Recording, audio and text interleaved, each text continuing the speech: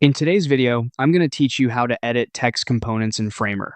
We'll be working inside Framer to make a text layer editable across different instances of a component, which is incredibly useful when you want to reuse the same design while changing the wording each time. Start by opening Framer, then click on the page you want to work on so the project opens. Once you're inside the page, enter the component editor. This is the area where you can make changes to the component itself rather than just editing a single placed instance on the canvas. From there, select the text layer you want to make editable.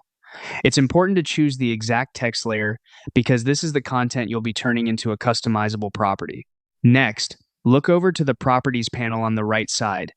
Find the content property and click the plus icon next to it. This lets you expose that text content as something you can control more easily outside the component.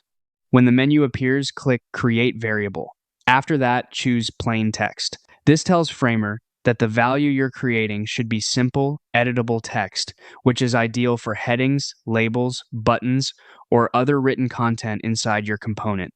Now type in a name for the variable. Choose something clear and descriptive so it's easy to recognize later when you're editing component instances.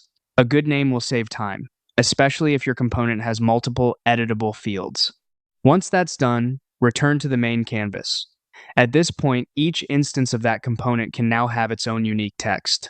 In other words, you keep the same component structure and styling, but you're free to customize the wording for each version individually. That's the full process for making text components editable in Framer. If you name your variables clearly and set them up thoughtfully, managing reusable components becomes much faster and more organized.